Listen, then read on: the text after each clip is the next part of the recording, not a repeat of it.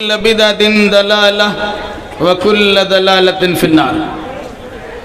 أعوذ بالله السميع العليم من الشيطان الرجيم. بسم الله الرحمن الرحيم. كنتم خير أمة أخرجت للناس تأمرون بالمعروف وتنهون عن المنكر وتؤمنون بالله.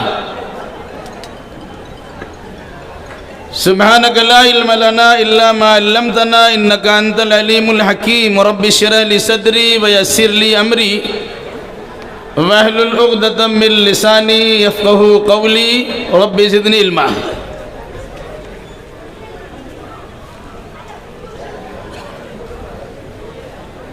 جناب صدر، معزز علماء کرام، برادران اسلام و بزرگان اسلام اور خواتین اسلام،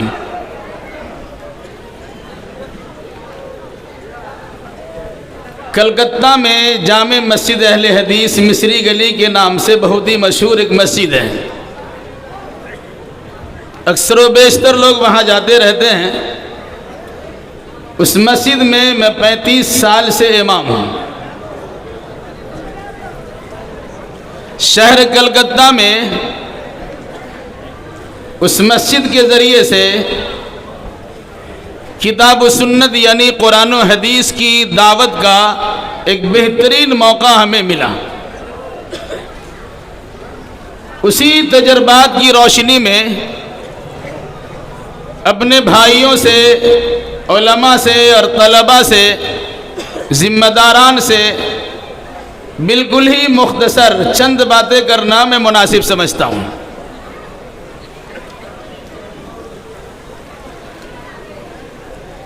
جمعیت اہل حدیث ایک جمعیت ہے جس کا کام کتاب و سنت قرآن و حدیث کو فروغ دینا ہے. اور اسی جمعیت کے ضلعی یعنی ندیہ ضلع کی جو جمعیت ہے، اس کی جانب سے ضلعی پیمانے پر یہ پروگرام منعقد کیا گیا جس میں آپ حضرات شریک اور بیٹھے ہوئے ہیں. ایک بات یاد رکھیے گا، دنیا میں جتنے مذاہب پائے جاتے ہیں، دنیا میں جتنے مذہب اور دھرم پائے جاتے ہیں، ان تمام دھرموں میں سب سے بہترین دھرم، سب سے بہترین مذہب اسلام ہے. جانتے ہیں؟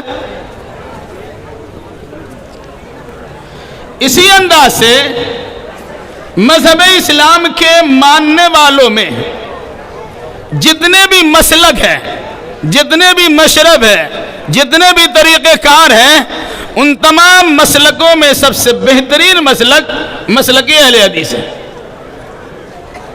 وجہ تمام ملاوٹ آمیزش ہے، اپنی جانب سے ملا دیا گیا، دودھ دہی سب صحیح. جس طرح انسان ڈالڈا کو گھی سمجھتا ہے اور پیور دودھ میں پانی ملا دیتا ہے، شہد میں چینی ملا کر اسے اور میٹھا کرنے کی کوشش کرتا ہے، اسی انداز سے لوگوں نے دین میں اپنی جانب سے بہت ساری چیزیں ملا دی ہیں. یاد رکھیے گا، جمعیت اہل حدیث کا قیام اسی لیے عمل میں آیا کہ اس ملاوٹی چیز کو نکال کے الگ کر دیا جائے اور جو خالص چیز ہے اس خالص چیز کو دنیا والوں کے سامنے پیش کیا جائے. وہ چیز کیا ہے؟ یا تو کتاب اللہ یا رسول اللہ. اللہ نے آپ کو 2 ہاتھ دیا ہے، تیسرا کوئی ہاتھ نہیں ہے. ایک ہاتھ میں قرآن پکڑ اور ایک ہاتھ میں، تیسری کوئی چیز پکڑنے کے لیے آپ کے پاس ہاتھ ہی نہیں ہے. اللہ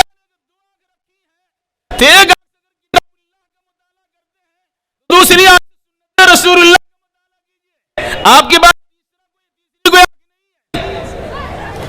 اللہ نے اللہ تبارک و تعالیٰ نے آپ کو دو کان دیا ہے، ایک کان سے قرآن مقدس کی تلاوت کی سماعت کیجئے، تو دوسرے کان سے حدیث رسول کو بھی سنیے۔ اللہ نے دو پیر اگر آپ کو دیا ہے تو ایک پیر سے اگر کتاب اللہ کی تعلیمات پر عمل کرنے کے لیے ایک پیر آگے بڑھاتے ہیں تو دوسرا پیر سنت رسول اللہ پر عمل کرنے کے لیے بڑھائیے۔ جھک جاتے ہیں۔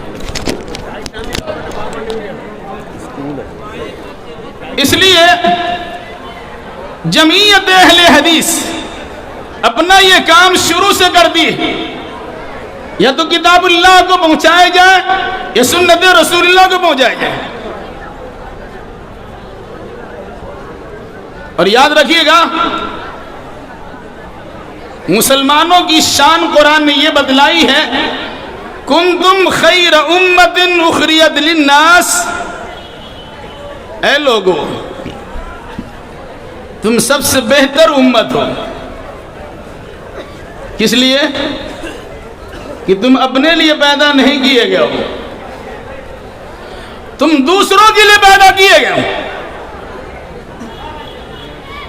دنیا بھر کے انسان بہت سارا کام دوسروں کے لیے کرتا ہے، لیکن جس کام کو کرنے کا اللہ نے اور اللہ کے رسول نے حکم دیا ہے اسے انسان پیچھے پھینک دیتا ہے۔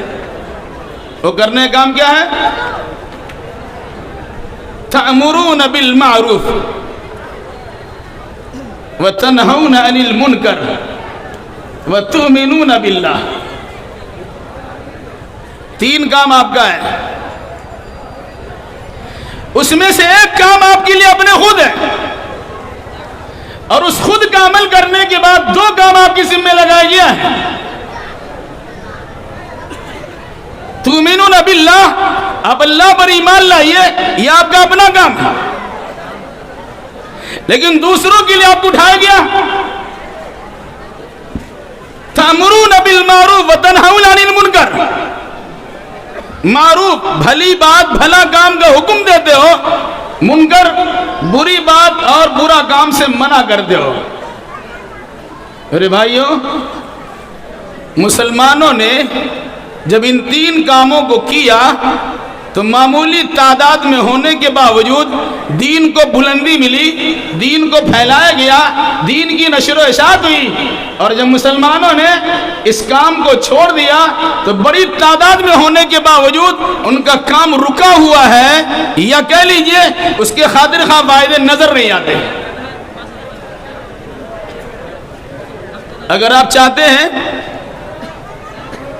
کہ انبیاء کرام علیہ السلام کی دعوت کے اصول کار کو دیکھا جائے تو یہ چیز آپ کے سامنے آئے گی۔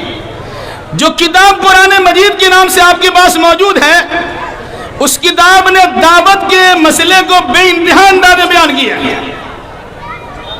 دعوت بیان کیا ہے۔ نوح علیہ السلام کی دعوت کو تفصیل سے بیان کیا، حضرت صالح علیہ السلام کی دعوت کو بیان کیا، حضرت حود علیہ السلام کی دعوت ہے، حضرت ابراہیم کی دعوت ہے، موسیٰ و عیسیٰ کی دعوت ہے وغیرہ، اور اخیر میں اللہ کے نبی صلی اللہ علیہ وسلم کی دعوت کو پیش کیا ہے۔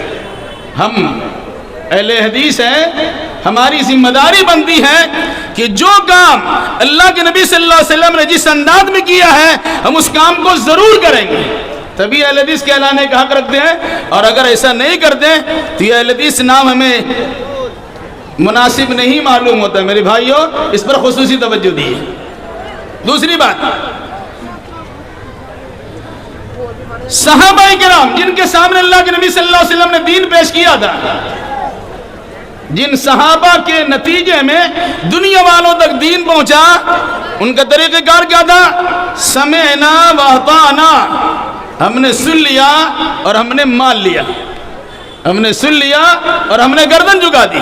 میرے بھائیوں، اگر آپ کے اندر یہ جذبہ ہے کہ کوئی انسان بھی آپ کو کتاب اللہ سناتا ہے، قرآن مقدس کی باتیں بتاتا ہے، حدیث رسول پڑھ کے سناتا ہے، حدیث کی روشنی مسئلے بیان کرتا ہے، ہماری آپ کی ذمہ داری بنتی ہے کہ صحابہ کرام کے طریقے کے مطابق ہم کتاب اللہ اور سنت رسول اللہ کی بات کو چاہے کسی کی زبان سے ملے ہم اس کو قبول کریں گے۔ میرے بھائی یاد رکھیے گا، ہرگز ہرگز اس کی طرف توجہ نہ دیں گے کہ فلاں صاحب فلاں جماعت سے، فلاں مسلک سے، فلاں گروپ سے، فلاں لوگوں سے تعلق رکھتے ہیں، ہرگز ہرگز اس کے میں چکر میں نہ جائیں۔ آپ کے سامنے یہ بات ہونی چاہیے کہ کتاب اللہ کی بات کون بیان کرتا ہے، سنت رسول اللہ کون بیان کرتا ہے، قرآن کون پڑھ کے سناتا ہے، حدیث رسول کے دلیلوں کے ساتھ کون باتیں بیان کرتا ہے، چاہے جو بھی بات بیان کرے گا ہم اس کی بات قبول کریں گے۔ عوام الناس میں یا عوام و خواص میں اس قسم کی بے چینی پائی جاتی ہے کہ اہل حدیث بھی تو بہت قسم کی جماعتوں میں تقسیم ہو چکی ہے۔ یاد رکھیے گا یہ سب کام سے بھاگنے والی بات ہے۔ اگر جماعتوں میں اختلاف پیدا ہو گیا، لوگ الگ الگ تنظیموں کے اعتبار سے کام کرتے ہیں، کیا کسی نے بھی قرآن پر عمل کرنے سے منع کیا ہے؟ پھر اس قسم کی حرکتیں کیوں ہو رہی ہے؟ یاد رکھیے گا یہ باتیں آپ کے سامنے لائی جاتی ہیں چونکہ عمل کرنے کا ہمیں جذبہ نہیں ہوتا، ہم اس کی بات سنیں، اس کی بات سنیں، اس کی بات سنیں، بھائی جس کی بات کتاب اللہ اور سنت رسول اللہ کی روشنی میں آپ کے سامنے آئے اسے قبول کر لیجیے۔ شخصیت کی طرف مت جائیے، بلکہ قرآن و حدیث کو قرآن و حدیث سمجھ کر ماننے کی کوشش کیجیے۔ اور آخر کی بات، اگر ہم نے اپنے آپ کو دین کی دعوت کے لیے پیش نہیں کیا تو یاد رکھیے گا آپ کے سامنے کوئی غلط کام ہو رہا ہے اور آپ اسے روکتے نہیں ہیں، کسی اچھے کام کا حکم نہیں دیتے اور برے کام سے نہیں روکتے، تو اگر لاکھ بار اللہ تبارک و تعالیٰ سے اجتماعی شکل میں دعا کریں گے اللہ آپ کی دعا قبول نہیں کرے۔ آج ہم فلسطین کا رونا روتے ہیں، اسرائیل کے ظلم و بربریت کے شکوہ شکایت کرتے ہیں، فلسطین پہ آنسو بہاتے ہیں، فلسطین کی وہاں کی بیوہ، وہاں کی عورتوں کو بیوہ بنا دیا گیا، وہاں کے بچوں کو یتیم کر دیا گیا، وہاں کے بوڑھوں کا سر کاٹ دیا گیا، وہاں کے ہسپتال میں بمباری کر دی گئی وغیرہ ذالک، یہ باتیں سننے کو ملتی ہیں اور ہم جذباتی ہو جاتے ہیں۔ بھائی امام حرم دعا کر رہے ہیں، حرمین شریفین میں دعا ہو رہی ہے، پوری دنیا کے مسلمان نماز میں دعا کرتے ہیں، دعا قنوت نازلہ پڑھتے ہیں، دعا قبول کیوں نہیں ہوتی ہے؟ وہ ترمذی کی حدیث یاد رکھیے، اگر تم امر بالمعروف نہیں کرو گے اور نہیں عن المنکر کا شیوا نہیں اپناؤ گے، بھلے کام کو حکم نہیں دو گے اور بری بات سے منع نہیں کرو گے، تم دعا کرتے رہ جاؤ گے، اللہ تمہاری دعا سنے گا ہی نہیں۔ یقیناً اہل فلسطین ہماری دعاؤں کے مستحق ہے، ہم وہاں پہنچ نہیں سکتے ہیں، ہم ان کی مدد نہیں کر سکتے ہیں، تو مدد کرنے کا طریقہ ہے کہ اسرائیلی مصنوعات اس کے پروڈکٹس کا بائیکاٹ کیا جائے اور اہل فلسطین کے ساتھ ہمدردی کا اظہار کیا جائے اور گھر بیٹھے سے ہی ان کے لیے دعا ضرور کی جائے۔ لکھ بھی سکتے ہیں، پڑھ بھی سکتے ہیں، بول بھی سکتے ہیں، انہیں امداد ہم پہنچا بھی سکتے ہیں، جن وسائل اور جن ذرائع سے ان تک پہنچنے کی نوبت ہے پہنچ بھی سکتے ہیں۔ یہ خیر کی دعوت ہے، یہ خیر کا طریقہ کار ہے۔ میرے بھائی یاد رکھیے گا، ہم مسلمانوں کا ارض فلسطین سے جذباتی اور ایمانی لگاؤ ہے۔ کیسے بھائی؟ اس فلسطین کی سرزمین کو اللہ نے بابرکت سرزمین کہا ہے۔ کس اعتبار سے؟ دنیاوی اعتبار سے بابرکت ہے کہ شہد کی نہریں جاری ہیں، دودھ کی نہریں جاری ہیں، اور دینی اعتبار سے بابرکت ہے کہ سینکڑوں انبیاء کرام علیہ السلام کو دعوت و تبلیغ کے لیے اس سرزمین پر، فلسطین کی سرزمین پر بھیجا گیا، اور خود اللہ کے نبی محمد رسول اللہ صلی اللہ علیہ وسلم کو جب اللہ تبارک و تعالیٰ معراج میں بلاتا ہے، وہ مکہ المکرمہ حرم شریف جو سب سے بہتر جگہ ہے وہیں سے اٹھا سکتا تھا، لیکن آپ کو اٹھایا کہاں سے گیا؟ رات کا ایک سفر ہوا مسجد حرام سے مسجد اقصی تک، پھر مسجد اقصی سے دوسرا سفر ہوا، اسے معراج کہا جاتا، وہ ساتواں آسمان کی بلندی تک۔ اور اسی پر بس نہیں ہے، اپنی خوش نصیبی پہ ناز کیجئے۔ اہل حدیث ہو جنہیں کتاب و سنت سے وابستگی کا شرف حاصل ہے، جو قرآن و حدیث سے تمسک کرنے کے لیے تیار ہے، تمہیں اللہ تبارک و تعالیٰ کا شکر ادا کرنا چاہیے کہ اسی اسراء اور معراج کی رات میں اللہ کے نبی صلی اللہ علیہ وسلم نے فلسطین کی سرزمین پر موجود مسجد تمام انبیاء کرام علیہ السلام کی امامت کی تھی، تمام نبیوں نے آپ کی پیچھے نماز پڑھا تھا۔ اس کا مطلب کیا ہوا؟ اب اس نبی کی متبع ہے، اس نبی کی امت ہے جن کی اتباع میں سارے نبیوں نے نماز پڑھی ہے۔ اور بدقسمتی کی بات یہ ہے کہ نبیوں نے تو اللہ کے نبی صلی اللہ علیہ وسلم کی اتباع کی ہے اور امتی اللہ کے نبی صلی اللہ علیہ وسلم کی اتباع کو چھوڑ کر ادھر ادھر کی اتباع میں پڑے ہوئے ہیں۔ اگر آپ چاہتے ہیں اس مقام و منصب کو سمجھنا تو اللہ کے نبی صلی اللہ علیہ وسلم کی رفعت شان کو سمجھیے، ان کی بزرگی کو جانیے، ان کے اعلیٰ مقام کو سمجھیے کہ اللہ نے اتنا بڑا مقام انہیں عطا کیا ہے کہ امام الانبیاء بنا دیا۔ ایک فضیلت کی بات یہ بھی یاد رکھیے، دنیا میں 3 مسجدیں ہیں، یاد رکھیے گا، کوئی پوچھے گا تو بتا دیجیے گا۔ سفر زیارت کی نیت سے، ثواب کی نیت سے پوری دنیا میں کہیں نہیں کر سکتے آپ۔ اگر ثواب کی نیت سے سفر کرنا ہے وہ صرف 3 مسجدیں ہیں، مسجد حرام مکہ المکرمہ، مسجد نبی مدینہ المنورہ اور مسجد فلسطین۔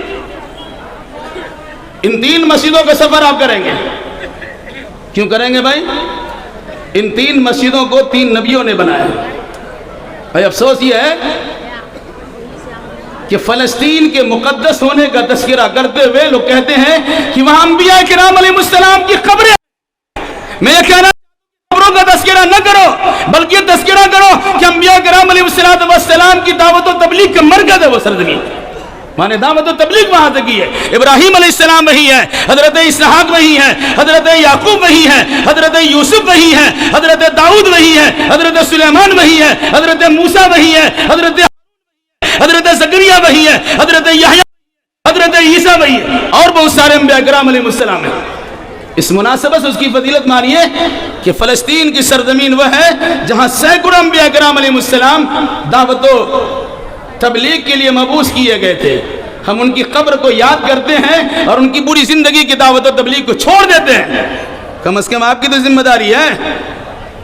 اب انبیاء کے ساتھ والہانہ عقیدت و محبت رکھتے ہیں، ان کے طریقہ کار کو اپنائیے۔ ایک انسان جب اٹھتا ہے دین کی تبلیغ کرنے کے لیے تیار ہوتا ہے، دنیا اس کی مخالف ہوتی ہے، اس مخالفت کی پرواہ نہیں کرتا۔ اور دور میں دیکھ لیجئے انبیاء صلی اللہ علیہ وسلم نے کسی کی مخالفت نہیں کی ہے، چاہے نمرود کے سامنے حق کا پرچم لہرانا ہو، چاہے فرعون کے سامنے حق کا پرچم لہرانا ہو، چاہے کسی اور کے سامنے لہرانا ہو۔ تمام انبیاء کرام علیہ السلام نے اپنے وقت کے ظالم و چابر حکمرانوں کے سامنے کلمہ حق کا بلند کیا ہے۔ آج اپنی بات بولنے کے لیے تیار نہیں ہے، ڈر لگتا ہے بولنے میں۔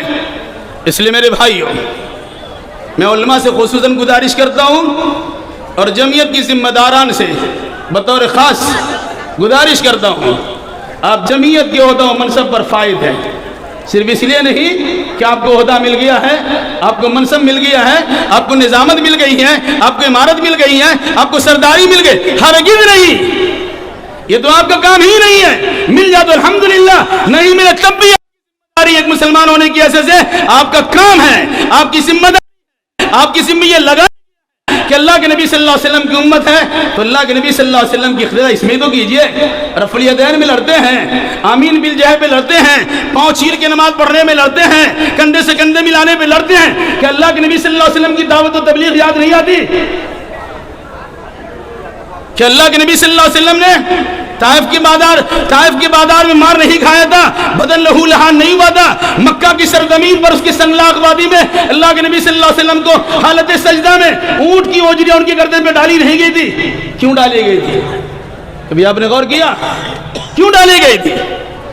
40 سال تک تو آنکھوں کا نور بنے ہوئے تھے، دل کا سرور بنے ہوئے تھے، امانتیں ان کے پاس رکھی جا رہی تھی، مقدمے ان کے پاس پیش ہوتے تھے، وہ فیصلے کیا کرتے تھے، وہ بہترین قسم کے جج بنے ہوئے تھے۔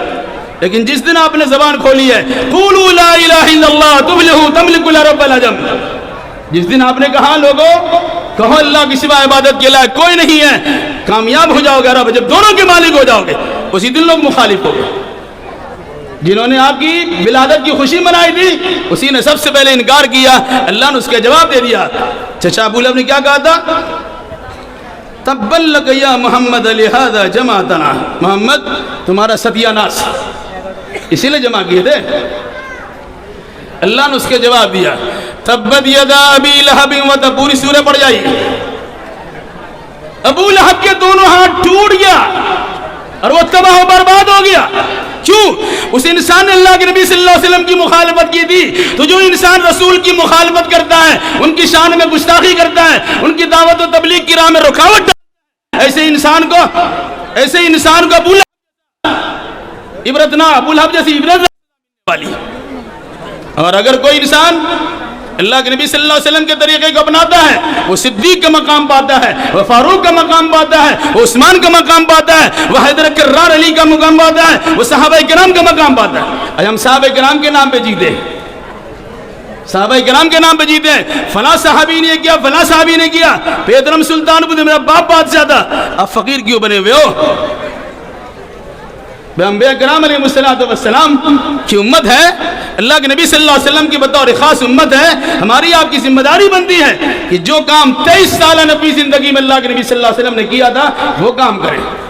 اور بطور خاص جو عالم دین ہیں، جو مدرسین ہیں، جو مساجد کے ائمہ ہیں، جو جماعت کے عہدہ منصب پر فائز ہیں، ان کی دینی ذمہ داری بنتی ہے کہ وہ انسان اللہ کے نبی صلی اللہ علیہ وسلم کی سنت کے مطابق عمل کرے، جس کے سامنے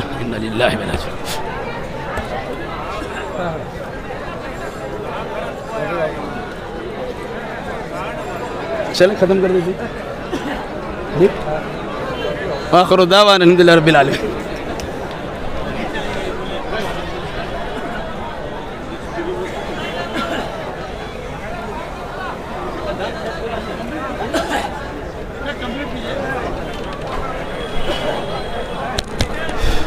کہاں بج رہا ہے؟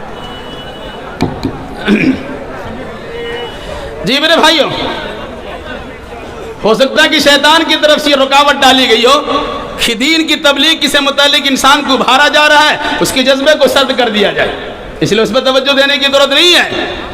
میں کہہ رہا تھا کہ اگر آپ عالم دین ہیں، اللہ نے آپ کو علمی لیاقت سے نوازا ہے، آپ کے پاس کتاب و سنت کی تعلیم ہے، آپ کے پاس قرآن و حدیث کا نور ہے، آپ کے پاس جمعیت و جماعت کا عہدہ منصب ہے، آپ مدرس ہے یا امام ہیں، آپ کی ذمہ داری بنتی ہے. اگر امام ہے تو اللہ کے نبی صلی اللہ علیہ وسلم کی امامت کو دیکھیے، اگر مدرس ہے تو رسول اکرم صلی اللہ علیہ وسلم کی تدریسی خدمات کو دیکھیے، اور اگر کسی جماعت کے سربراہ ہے تو امت مسلمہ کی سربراہ محمد الرسول اللہ صلی اللہ علیہ وسلم کی حالت اندازہ ہوگا کہ آپ نے کیا کام کیا تھا. آج ہمارا حال کیا ہے؟ ہم سے روتے ہیں، ہم گر گراتے ہیں، ہم لوگوں کے سامنے شکوہ شکایت کرتے ہیں، ہم اس کا تذکرہ کرتے ہیں. ہرگز نہیں میرے بھائیوں، کسی کی جانب جھانک کرنے کی ضرورت نہیں ہے. ہم اللہ کے نبی صلی اللہ علیہ وسلم کی امت ہے، ہمارے لیے بہترین رہبر و رہنما اللہ کے نبی صلی اللہ علیہ وسلم ہیں، ہمیں ان کے طریقہ کار کے مطابق چلنا چاہیے. میرے بھائیوں، ہم کھا رہے ہیں تو سنت رسول کو دیکھنا ہے، ہم پی رہے ہیں تو سنت رسول کو دیکھنا ہے، ہم چل رہے ہیں تو سنت رسول کو دیکھنا ہے، ہم مجمع بیٹھے تو سنت رسول کو دیکھنا ہے، ہم اپنے دوست احباب کے ساتھ بیٹھے تب بھی سنت رسول کو دیکھنا ہے. گھر میں بھی سنت رسول ہے، باہر بھی سنت رسول ہے، مسجد رسول میں سنت رسول ہے، اور مدرسے میں سنت رسول ہے، جماعت کے عہدہ منصب پر فائد ہے تب بھی سنت رسول ہے. لیکن حال ہمارا کیا ہے؟ ان تمام چیزوں کے ہونے کے باوجود ہم کرتے وہی ہیں جو میرے من میں آتا ہے. میرے بھائیوں، میں گزارش کرتا ہوں، جماعت کا ادنا خادم ہونے کی حیثیت سے میں درخواست کرتا ہوں، مجھے یہ ذمہ داری دی گئی نظامت کی کہ مغربی بنگال جمعیت اہل حدیث کے اب ناظم ہے. میں اس سے پہلے وہی کام کرتا تھا، اس کے بعد وہی کام کرتا ہوں. ایسا نہیں ہوا کہ ناظم بننے کے بعد زیادہ کام کر دیا اور جب ناظم نہیں تھا تو کام کم کر رہا تھا. الحمدللہ ثم الحمدللہ، تحدیث نعمت کے طور پر اللہ کا شکر ادا کرتے ہوئے کلکتہ کی سرزمین پر ٹیپو سلطان کی شاہی مسجد غیر مسلک کے لوگوں کی مسجد ہے.